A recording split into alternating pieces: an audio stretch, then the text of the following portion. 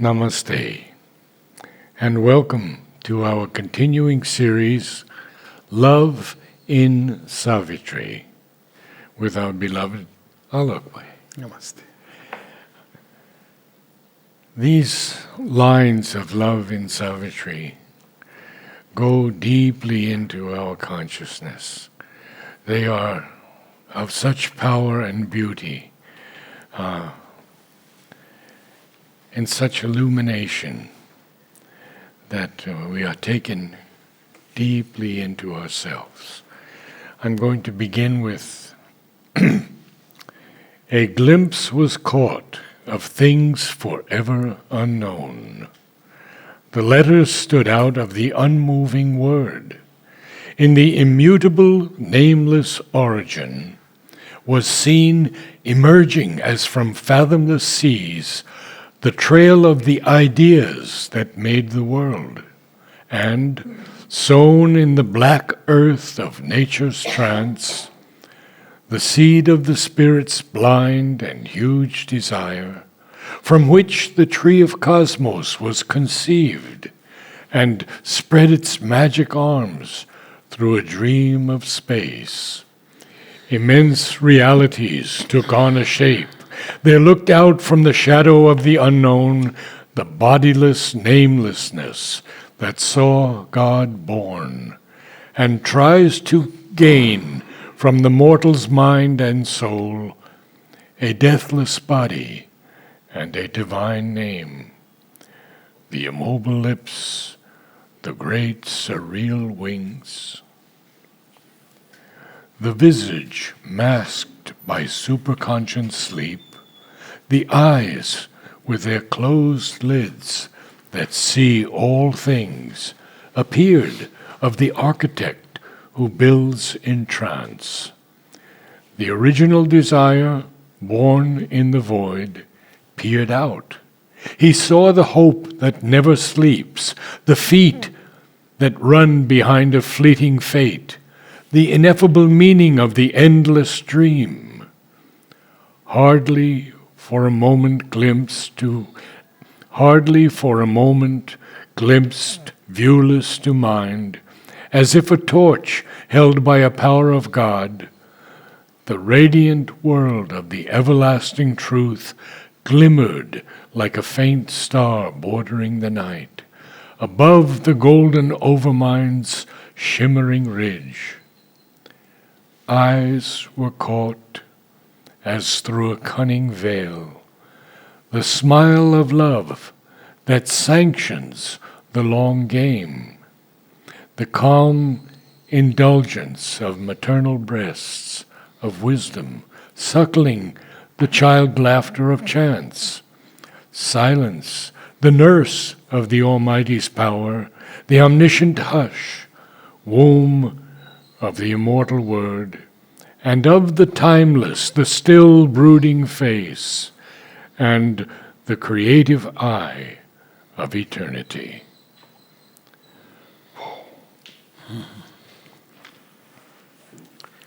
So this Canto 3 of Book 1, the Yoga of the Soul's Release, we see the changes or the experiences, the faculties, the capacities that are born in the yogi and the seer who is freed from ignorance. So one of the first capacities that comes is the capacity of discerning. That comes earlier in this very canto. I'll just read a few lines here and there. Page 38 at the beginning there is a line, one glance could separate the true from the true and false. So this is the capacity which comes, the first capacity. It's a very intuitive discernment.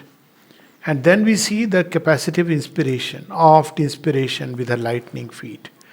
And then inspiration develops into revelation, illumination, and finally this whole passage which follows is all about intuition. So it's about the awakening of intuition, and the whole intelligence becomes intuitivized. So the whole way of understanding, seeing, and naturally the way we not only perceive but act in the world, all that undergoes a change. There's a very interesting line when one is freed from ignorance, that how we begin to love what mortal hearts dare, what mortal hearts dread, because it completely changes the world values and it gives us a completely new perspective. And the mother explains it like this, that we are trying to look and understand the world around, but it's only when we reach the top and then we take a look down, is a reversal, that we get the true understanding. Yes. So before we can speak about the supermind and Gnostic consciousness, we have to at least intuitivize the mind and intuitivize the consciousness. Not only the mind, because it has implications on the heart, because when we look things differently, our hearts respond differently. That's how Sri Aurobindo explains in the Life Divine. Our life aims begin to change. And even on the body, it has a certain impact. But we must rise to that higher mind Yes. and above. Yes, so it has to go beyond the higher mind, which is the world of symbols. Inspiration, revelation, intuition stand on the same level. So intuition is something which shows, and you know. Inspiration is something that expresses it. And Dakshina, the goddess of right action, she moves us to take the right action. So all this begins to develop spontaneously. But first we must cross the higher mind, which is the birthplace of religions, where truth is represented in symbols, and these symbols over a period of time become very hard. So we just look at the symbol and we miss the reality. We get trapped in the symbols. That is the problem with higher mind. That people who rise a little above the mind, they enter into the higher mind and they look at life and everything as a symbol. But the authentic light actually begins just when we cross that border. And then the faculties of inspiration, revelation, intuition begin to dawn. And what happens then is described here. And here we read these lines. Actually, the whole passage is, for instance, there is a line above. Its logic of infinite intelligence, its magic of a changing eternity. Otherwise, they look as paradox. That what is the logic behind, suddenly making a lotus spring out of the mire? What is the logic behind it? And when we look at this world, of course, we take it for granted. But if we really start strictly analyzing what is the wisdom that works in nature, it's an extremely creative wisdom, which through our human logical intelligence, it's difficult to understand. Unless we start looking at things as a vast, complex, interconnected chain. But even for the human mind to enter into that state is difficult. But Sri Aurobindo does caution us not to look at the mud, Yeah. but at the archetype of the Yes. lotus. For instance, one of the things, logic of infinite intelligence, why is the soul tied to matter? So people who talk about that soul has to be released and freed from matter. So here he speaks about all that. That why is it tied to matter? Yeah. To start with. If we understand that, then the rest becomes understandable. Yes. If we don't understand the original purpose, then we are struggling very unnaturally. So here come these lines. A glimpse was caught of things forever unknown. Less than intuition, we'll always move in a state of kind of shades of ignorance, lessening shades of ignorance. But the authentic light appears when we cross the higher mind. The letters stood out of the unmoving word. Of course, we know the unmoving word is the paravak, the original vibration, the stir. We can call it Om. That's the way we look at it. So this word ever repeats itself and sets into motion a whole creation of countless forms. But the origin is Om. It is unchanging. And out of it so much change, out of its power, how these vibrations radiate, they interact, and through the mutual interaction they start building forms. And then these interactions gives birth to fire, which becomes a nucleus. So if you look at this whole world, how it begins with that Omkar. But it's a vibrations that spread through space and through their mutual interactions. And it's very interesting when we look at how this world of... And then this, out of this fire element, there is this water element which comes in, which is the first effort to crystallize substances. So ultimately this Om is in everything. So that is glimpsed. A glimpse was caught of things forever unknown. The letters stood out of the unmoving word in the immutable, nameless origin was seen emerging as from fathomless seas. The trail of the ideas that made the world. Amazing it is. The real idea, that's what the supermind is. The supermind. But at least from the intuitive intelligence, intuitive intelligence cannot have the all-comprehending vision of the supermind that comes later. But it can see the trail of the ideas, and these ideas, interestingly, clothe in different thoughts and find seemingly even opposite expressions at the earth level. Look at this interesting thing, that if you see what is the idea behind communism, that all should be equal. What is the idea behind Vedanta?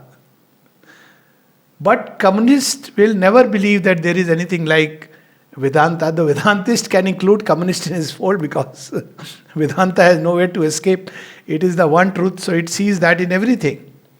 And when we look at the world from these trail of ideas, then we see the same idea gets captured in different forms. And one classic example is, of course, Ramayana and the Mahabharata. It is the same Aryan ideal, but very different in its form and expression. The way Valmiki expresses is more refined. Sometimes, of course, look at his demon is aggrandized. Vyasa is very tempered. Everything is measured. Even when he takes on the hue of the supernatural, he somewhere brings in something to measure it out. With Valmiki, there is nothing. When Ram and Lakshmana are at their peak, nobody can, unstoppable. No warrior is comparable. Similarly, Ravana, nobody is comparable. But the same Aryan ideal. And yet they give very two different approaches of the same. So when we look at from the intuitive intelligence, then we see that idea, pluck it out of the forms in which it is captured. And it helps. Because a lot of war is between war of ideas, and that's what we have read, that when one realizes the self, the war of ideas, the disputes, they come to an end. Because you realize the truth behind it. That's all you capture. So now in the book of beginnings, this is specifically relating to Ashwapati. Yes. And his progress. But it could also be, we could say that it's Sri Aurobindo's autobiographical notes also. And so we see that the word a glimpse was caught. It was just a glimpse at this point. Yes. Later on, it will be the full vision. Yes, absolutely. Later on, it would be the full vision. That's why Nirodha asked him at one point of time, when you were expressing things, when he writes in the Arya, he says that I was expressing things from the intuitive and overmind point of view. He said, but you have spoken about supermind. He said, yes. How can you speak about supermind without realizing it then? He said, why not? And then he gives, at the level of the intuitive intelligence, you can see and you can understand it. Yes. But you have not experienced it in its all comprehensiveness. The first letter where Sri Aurobindo mentions about his own journey into the supermind is, he has realized Parabrahman. Very interesting. 1912. But about supermind, he writes in a letter to Barin, after 10 years, I am beginning to rise in the first layers of the supermind. Arya is completed by then. Did not Vivekananda speak to him about it before that? He doesn't speak about the sea. Writes there in the synthesis. But his own rising into his own autobiographical. Yes. He is rising into the supermind. And it's very interesting. He had begun to see and pierce, that glimpse. So, about the glimpse, the mother says about thoughts and aphorisms, very interestingly. She says, one can see now thoughts and aphorisms are generally 1913 onwards. That's when the program of yoga he notes down. It was given 1910, but he has written down the Saptachatushti in 1913. So he says that these aphorisms, one can see that he is passing from the higher mind to the supramental. He is piercing, like you are rending gaps through the intuitive intelligence. Yeah. And if you see the thoughts and aphorisms, they are a marvelous way to unhinge the mind. People use Zen stories are sometimes used to unhinge the mind, and this unhinging is sometimes important because otherwise the mind is caught in its own formations. And you have to unhinge it because then only you open to the vastness and your intelligence becomes a free universal intelligence. My suggestion is to just read the thoughts and aphorisms and just reflect on them. For instance, and they can be completely misunderstood if you try to capture it with the limited mind. For instance, one of them is, if I cannot be Rama, I would be Ravana. For he too is a shadow of God. Now, Vishnu. Now, to an average mind, at another place he says that, for perfection, something of the Titan too must be present. And now when you read Valmiki and Vyas, you understand what he is referring to. And he says that in Valmiki's creations, there is something of the Titan. Aggrandized creations. I mean, you can't imagine a man like Ravana. Nowhere you find in the entire Mahabharata. It's about all this heroism. But you don't see anyone. Ghatotkacha, poor fellow, he stands only for one night. No one equal. Equally, there is no one equal to Ram. So, something of that Titan should be present. And that in one of his poems, he says, like a god, I shall take, like a Titan I shall take, like a god enjoy. Now, when you read these aphorisms, they are like a shocker to the average human mind. But if you hold on and reflect, they open a passage. So, mother says he was writing it to shake them up, and then she laughs and says, these boys just won't understand. What is he writing? And what about mother's explanations of the thoughts? Of course. It's so beautiful. See, but it is very interesting. In mother's explanation, I have seen something very... In both Sri Aurobindo and the mother, of course, they have said everything that could be said about a subject. Sometimes one can see the mother is holding back something. And there is a purpose even in that holding back. She always knew that, there is a... You will see in some of these... One of the aphorisms, he says, it is a perfect program. There is nothing to be said. And then you wonder if mother has nothing to say. And then you see that, yes, so beautifully she has kept silent where there is a need to be silent. And when you read these aphorisms, it's just marvelous. So you can see that how he's glimpsing, for instance, about Rama, how he explains. He says, Rama killed Vali, and one more he gives an example. He says, whether we understand or do not understand, but this we know, that they acted divinely. He doesn't explain why but yes, the intuitive sense knows they acted divinely. This we know that they acted divinely. So these glimpses are of a nature where they completely reverse the scale of value of things. So this is where we see, this is wonderful, this whole passage. In the immutable, nameless origin was seen emerging as from fathomless seas the trail of the ideas that made the world. So we know that these are the two oceans which are described, two seas. It's an image from the Vedas. So one is the sea, superconscient sea above, and its shadow, which is the inconscient sea below. And its origin is there, but it has hid itself inside the inconscient sleep from which it is emerging.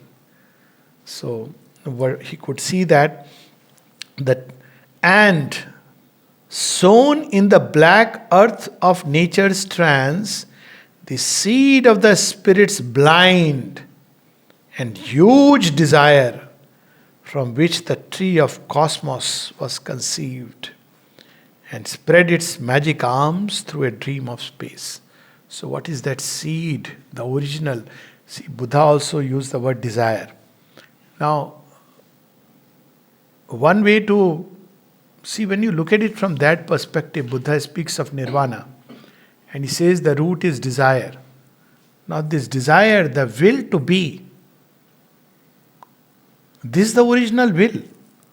In that state of non-being, or even that which is beyond being and non-being, but let's, for the sake of being, emerges, and this is the will to be, becoming.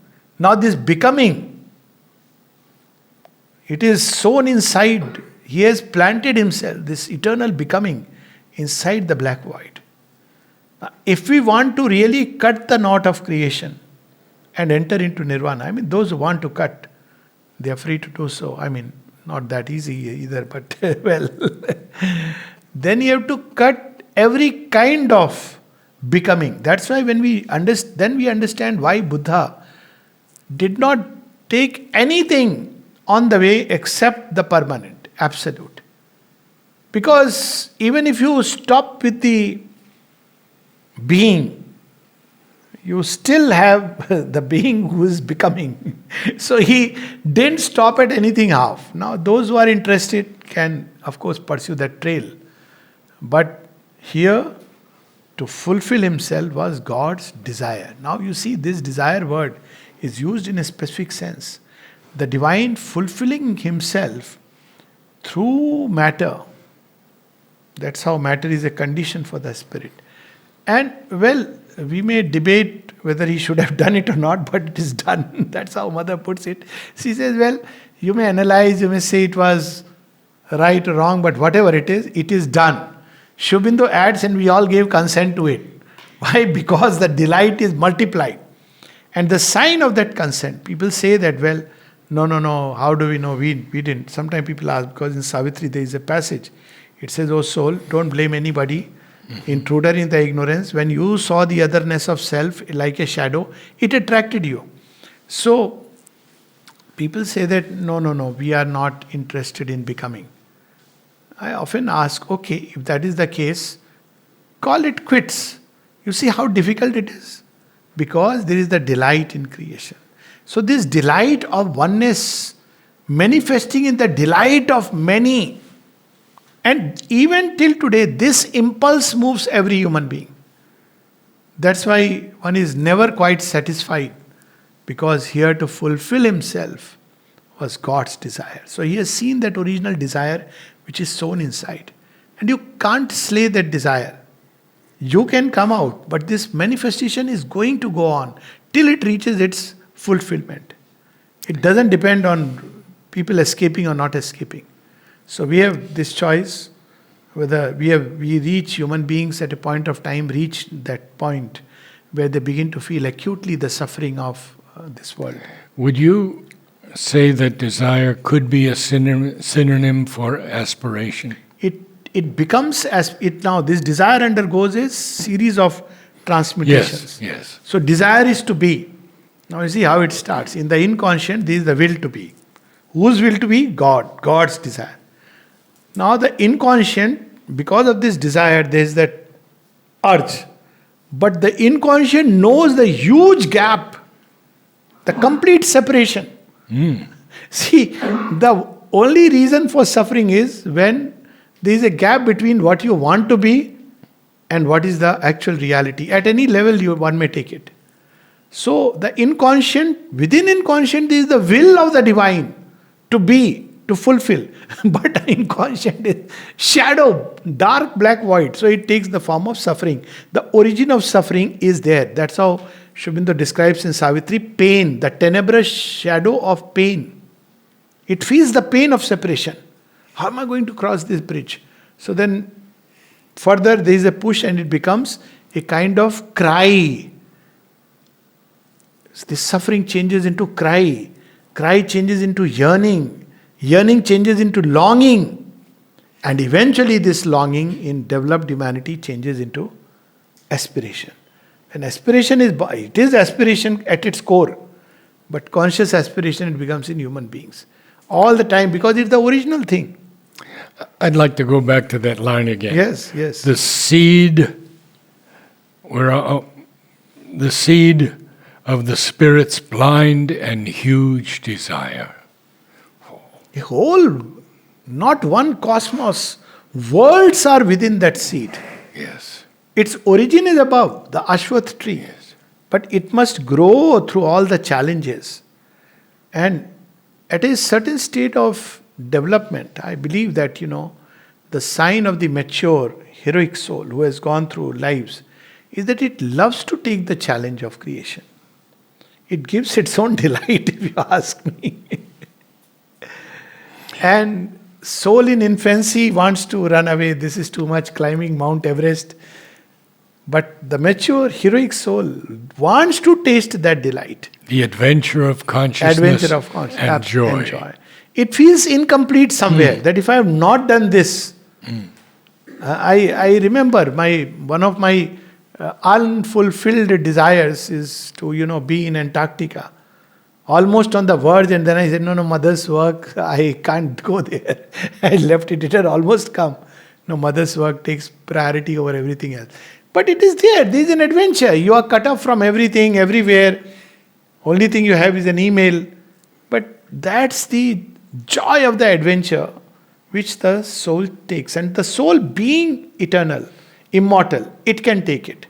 Because it knows that behind the changing appearances, it is held by the eternal. So all that will come from which the tree of cosmos was conceived. The tree of cosmos which is conceived as the Ashwath tree above, which the Gita speaks about, the tree with its roots above.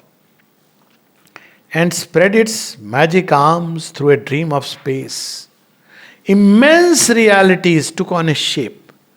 Things which appeared vague, gods, titans, worlds, subtle realms, all these things which were, some people hallucinate, they begin to take a shape, begin to take a reality.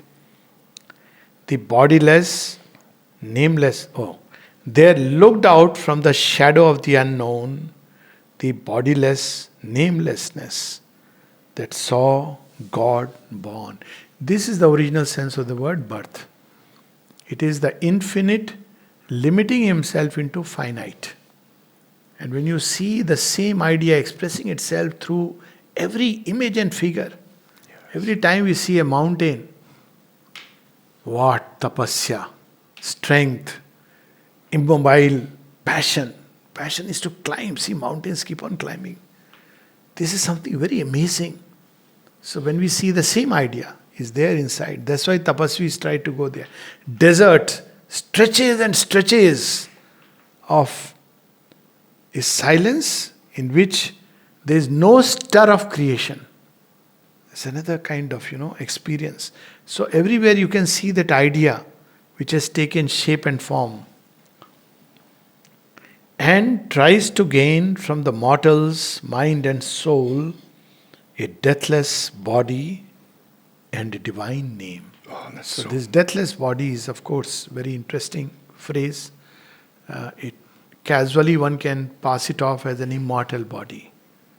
No, immortal body is a body which is, for instance, soul has an immortal body. It doesn't die. But deathless body is that body which escapes the law of death, which is slight difference. Yes. So in a changing world, the only way you can have a deathless body is where with the change which is taking place, the change is keeping complete pace with the universal movement. That's the only way one can. Mother speaks about it. So every 7 years a body undergoes a change. But it's not able to keep pace with the inner growth and the universal movement of becoming. Yes. So it eventually declines and perishes. But with the supermind, this possibility has come that the body will be able to follow the movement. It will change, but it will follow the movement of the universal, movement, keep pace with it. And that is the deathless body. And here he almost presages this trying to gain from the mortal's mind and soul. Are, there is a very beautiful line in his poem, In the Moonlight. And he says, He rises, it's a prophetic poem. He rises high towards eternal things, and then the last two lines are very remarkable. Why are we here? And he says that to build immortally with perishable things. Here to build things which are of an immortal nature. Yeah. So often I quote this Mahabharata or the Ramayana or anything. Savitri is another example. Look at these works which have endured for millenniums. What are they made up of? Ink, perishable. Pen of some kind, perishable. Paper, perishable. And yet it has created something which is immortal. As long as, humanity lasts, struggles, it will continue to remain. So to build immortally with perishable things. Yeah. So that is the challenge. The immobile lips, the great surreal wings. So now he is catching that in that superconscious sleep, Yes. that great being who is lying on the great fathomless sea, out of whom cosmos is emerging. You see, very often it's an odd image that out of Vishnu's navel, the lotus emerges from which Brahma is sitting and he has the word. A very interesting image. It is literally the whole, and from there the cosmos will emerge. So it comes from there, from within the being who is sleeping. And of course in the Bhagavad is described much more. He casts his shadow which sleeps in the ocean below. It's just exactly what Shubindu describes. But it is Hiranyagarbha. Hiranyagarbha, Yeah. that's true. It is Hiranyagarbha. It is imaged in different ways, in different mythologies. The immobile lips, the great surreal wings, the visage masked by superconscious sleep. So he is sleeping on infinite time, which is on the cosmic waters. And in his sleep, in the Vedic image of Hiranyagarbha, he is floating in that vast, call it void or the cosmic matrix, and he is floating there. The visage masked by superconscious sleep. The eyes with their closed lids that see all things appeared of the architect who builds in trance. So that's how we see often a portrayal of Vishnu in Indian mythology, where he is sleeping on the bed of time, which is unfolding. His eyes are closed. And by his side there is Goddess Lakshmi. Very few people understand the significance of this image. So, and out of his navel, lotus, Brahma. So Brahma is creating. The idea comes from there. It's all held within his heart. And as it emerges, creation emerges, the moment it emerges, it has to be harmonized. It is like the mother in the house. Every time two people come, the lady of the house has to immediately, show them their place, harmonize, because now things are changing. And imagine creation is taking place at what a mega scale. And instantly by her power, she brings beauty and harmony. So all these galaxies and stars spinning in space, it is she who brings beauty, charm, and that throb of love, fills it with that. That's what we see all around. It's Mahalakshmi. But if you go into the details, Mahasaraswati is active. If you go into the force and intensity, Mahakali. Yes, yes. And if you go into the wisdom that is hidden inside Vishnu's heart, then that is Maheshwari. So you see all of them together. And the accelerated pace of evolution. That yes, Mahakali. But that's what is important, that Yes. Mahalakshmi, otherwise they will emerge. Brahma's job is over. His job description is create. But creating endlessly, it's not like, okay, after 2 years I'll create something. He can't afford to do that. He is incessantly creating. Yes. And right then and there, Mahalakshmi is bringing harmony, charm, beauty, putting everything in its own place. It's an amazing work. If you look at it, she's the one who is engaged in the real labor. So we have this perfect description, the original desire born in the void peered out. He saw the hope that never sleeps. What is this hope? To become. Who wants to become? The being. Being is becoming. And he is eternal. And so that urge to become is eternal. And here he capitalizes the word desire. Yes. And because he is in all of us, that's why mankind never can give up this original urge to become, to fulfill. We use the word at a human level, fulfill. There's something there inside, embedded. Even a person who takes the extreme step is only when he feels there is really speaking now, perhaps not in this life, in another life I'll have a more. He also knows that there is no exit, but this is one way of temporarily. But otherwise, this urge to become is so deeply rooted inside. That's why we see how beautifully, and Sri Aurobindo takes a dig at it, that before Buddhism came and Mayavad came, the ancient Aryan civilization was built on this idea of becoming. That's why there is the insistence on karma. That's why there is the insistence on the inner state in which you do the karma. And they took a stand way above. Yes. They were not like, and he takes the example of Bhima, the whole passage.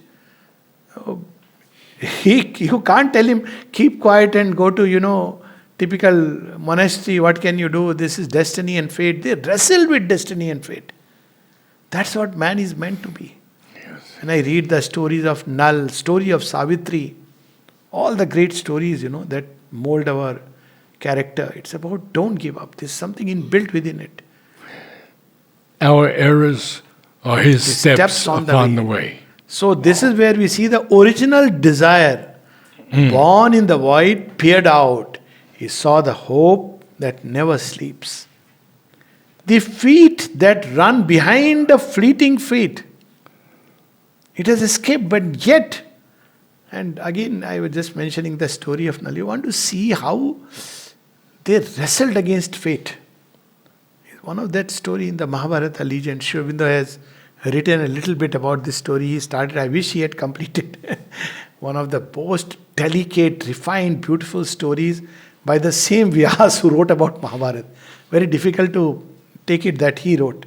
Such a fine, beautiful story of love, where it goes through what challenges. I'll just portray one scene where Nal meets all kinds of adverse fate.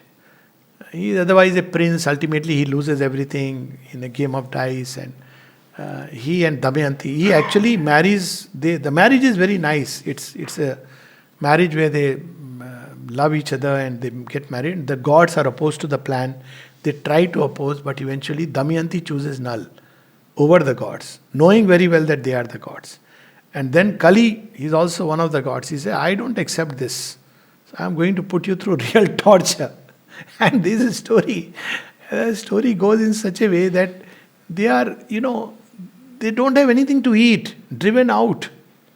And at that point of time, he sees a swan or a bird.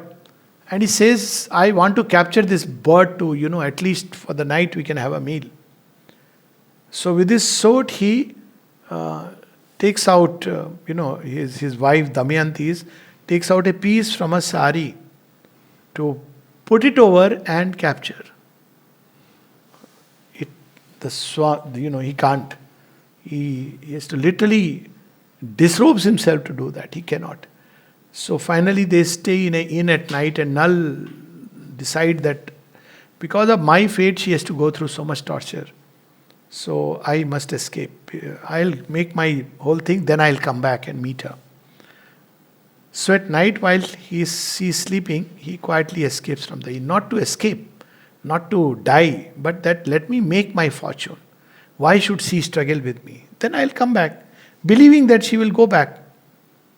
When she wakes up, she looks around and finds him missing. So look at the strange touch of pathos in that story. She laments. It starts by lamenting that you are the one who have abandoned me. But then, her lament is, My lament is, where will you be? Who will take care of you? I know that without me you will not be able to take care of yourself. Just imagine in that plight of a woman. Look at the strength and the love, beauty of love. So it was to be. This is what we see in all these stories. Never succumbing to fate, never taking an escape route, never, let me check the nearest monastery where some course is being given to catapult into nirvana. This is not the ancient Indian ideal. And when all this passes in the name of yoga, meditation is good without a doubt. But when it is done as a means to gather strength for karma, not as a door of escape. So that original desire, and he who has seen it will never run away from life.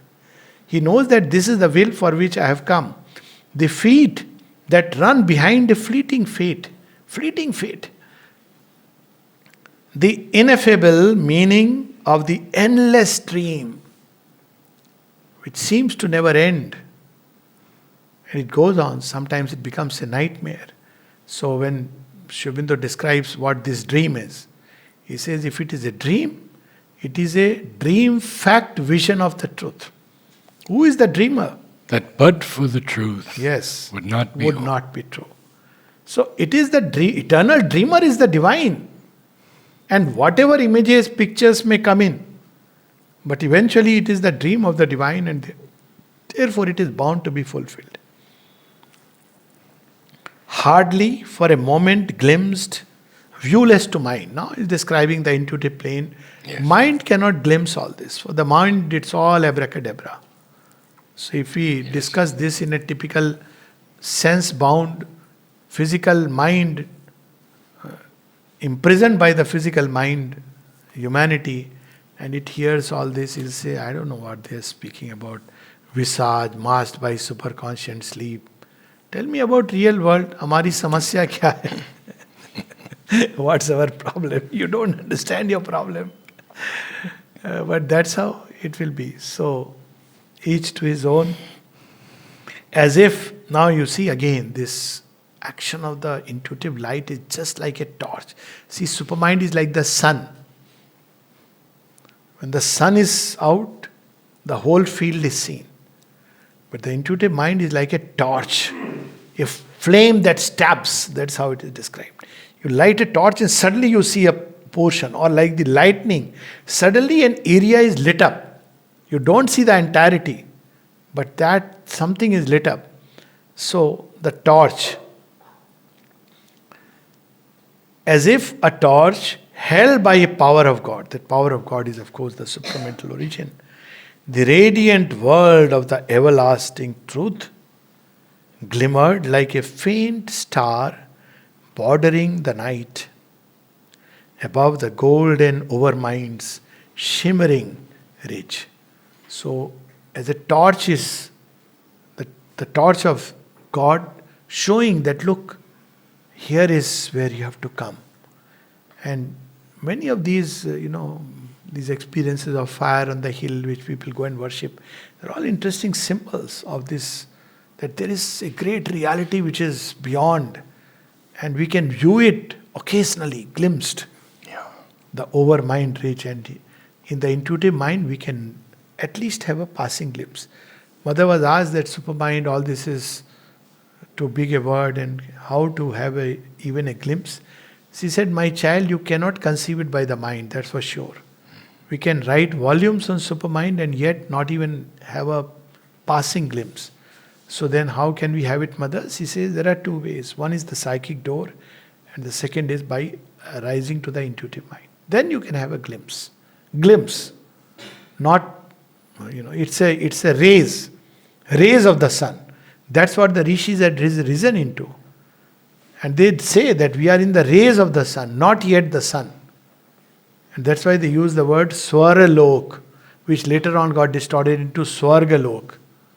Of course, it's a home of happiness. So Swarlok is created by the rays of the sun. And if one can rise there, then you begin to see, oh, that is something out there. So to rise to the intuitive intelligence or through the psychic. And when he speaks about light, Yes. He says, do not think that light comes from the suns, but the suns are the reflection of that light. It's even true That from is the point of forever. view of pure physics. It's so interesting Yes. that it's not the sun which is the source of light, but light is, in fact, light is the first thing which is born, if you Yes. really look at it. Yes. Of course, that's going into realms of physics. Now you see something very interesting. Even we're caught as through a cunning veil. Is used an expression cunning. Now, cunning implies that there is something which is held back. Yes. Cunning. What is seen? The smile of love that sanctions the long game. A game which is all known, its end is certain, end or it's whatever that becoming is, it's certain, it doesn't end in a certain sense because it's born out of eternity, but the delight which eventually will pervade this creation, that is known and therefore it is sanctioned. Now, I take this example as, when a person, mother has given this example, when a child plays with plasticine, it takes joy, makes something, and then it takes it off because it wants to build something else. So at that level, that is the way the cosmos is experienced. One's own existence is experienced. That's why one of the signs that you have discovered your soul is that completely the fear of death passes away. Because you discovered death is nothing. Forms come and go and you can smile at it. Why? Because you know it is nothing. It's like, Amrita, humorously he put it. Somebody asked him, what Amrita? I believe he had apparently what may be called as a heart attack. What happened to you? All serious. Amrita, what happened to you? Oh, nothing. My sweetheart is giving me some trouble. He knows what is there. Pranabda, someone asked him something similar, even Dyuman Bhai said that, what do you like, you have lived all through. So you have reached a point in your life when if you depart, something akin to that. The question is not documented. He said, why? What is there? We'll come again and try it. So they don't enter into speculation. Did it happen? Didn't happen? Dyuman Bhai, I want to come back soon to do her work. Yes. Very clearly he made that statement. Why? Because they know this is a work which is sanctioned. It is bound to be fulfilled. This idea that will it be, will it not be, now it has happened, has it happened? Where is the transformed body? All this washes away. It has to be done, it has to be done. Let it take centuries. What is there? This is what we are here for. So this comes from that state, when one has risen to that state or knows the psyche. So the cunning smile. I think I have told this story, how Nalnida, we have to take on global karmas. How they went through all this with that smile, something of her smile. That smile which sanctions comes into their heart and reflects upon their lips. The smile. People may think that you are going through a difficult phase, but you smile because the smile has sanctioned the game. And of course the mother's beautiful that, what is the sign that the psychic has emerged? And she says one of them is to smile in every circumstance. Yes. Again we see the smile in passage where psychic being is discovered. Yes. So then she said, this is laughter was a return to pleasure and pain. He could smile and laugh.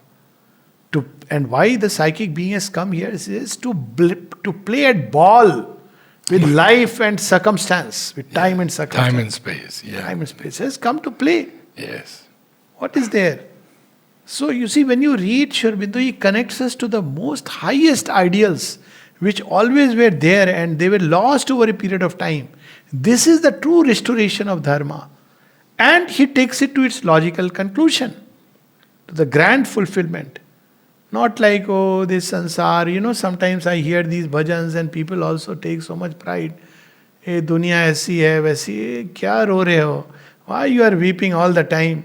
Such is the world. Go ahead and try to change it. No, sir, what can we do? This is Yes. okay, find the divine and ask him what we can do and why it is the way it is. There is some manliness in that. To search, to seek and find, to discover the truth. And ask him why you have sanctioned this game. And come back with that wisdom. There is some truth in it. Not all the time weeping, lamenting, complaining. That's the task of the adverse forces. There are enough of them in this world. And there are bhajans written like that. I am so much sataya hua, I don't know what all. I fortunately don't remember, but every time I used to hear, I used to say, who has called these bhajans? I mean, as celebrated in some of the places, you put them like a record. But our bhajan is uttishtata jagrata prapya varani bodhata. Shurasya dhara nishita duratya kavyo vadanti. Awake, arise and stop not till the goal is reached. This is our ideal. So, there you glimpse. These rishis reached there. No, that's why they could say. They said, why are you sleeping in this morass of despair, depression? What kind of wake up and rise and stop not till the goal is reached? Because they were living in the intuitive mind. Yes. The seers who gave this truth. How grateful we must be that on the 17th we could go into her room and on the 24th into his room. How many are blessed like that? Oh, that's a rare blessing. We should live in gratitude and humility. Of course. And there are several counts for being grateful.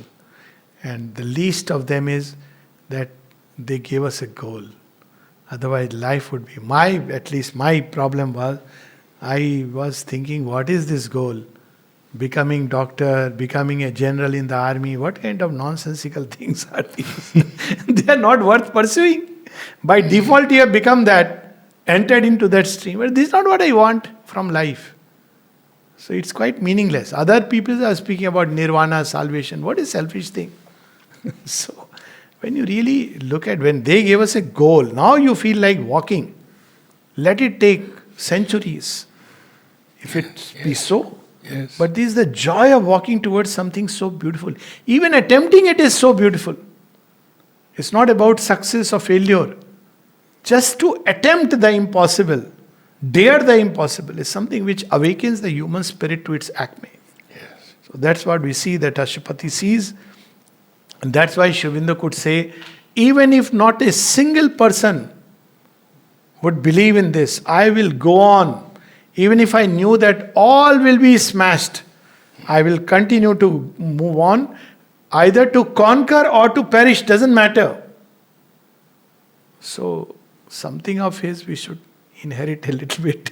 To conquer or to fail. On a last desperate verge. Yes, absolutely. The last words that Sri Aurobindo wrote in Savitri. This smile of love that sanctions the long game. The calm indulgence and maternal breasts of wisdom. Look, here he is speaking of the wisdom which is suckling us, giving us the strength. The calm indulgence and maternal breasts of wisdom, suckling the child laughter of chance. So we play at life, if you see at one level, it's all chance. Because nothing you can predict about the next moment. And yet, behind chance, there is a wisdom that is operating. And therefore, man can laugh and hope and struggle and rise and fall and conquer. This is the beauty of life. Silence, the nurse of the Almighty's power. All these are discovered at the intuitive mind. The omniscient hush, womb of the immortal word. So, whatever comes from this intuitive mind is not a laboring mental process. It is something which automatically flows into inspiration and speech that is inspired, because that's how it flows from that silence. And of the timeless, the still brooding face. and the creative eye of eternity. This is true creativity. Why is using the word creative eye of eternity? Because no two moments are ever the same. This is the creativity of the eternal. You can see something in nature of that kind, even though things appear same. But if you see closely, it is never exactly the same. No two leaves on a tree are the Exactly. same. So look at that is creativity. It is not like a standard format in which every time, one has to. I take this in the context of course talks when people say, ask me for references. I don't know. Don't ask me such questions. References, I myself don't know what I am going to speak. So if you ask me references, I'll be at complete loss. Because otherwise it's literally, that's how the mind tries to, labor. Okay, this is here, this there. But when the mind looks at large swaths of ideas which descend, it can never be the same. No two moments will be the same. So the large and the creative eye of eternity. And of course, this is where we stop. And the next is just to little bit, I'll just read. The inspiring goddess entered a mortal's breast. Now, this is the Sarma, the goddess of intuition. Now, she enters Ashupati's heart, made there her study of divining thought and sanctuary of prophetic speech, and sat upon the tripod seat of mind. Tripod seat is the three layers of the mind. And when she sits, it is only so it will use the rational mind, the vital mind, the physical mind to ultimately lords over it. It just sits over it.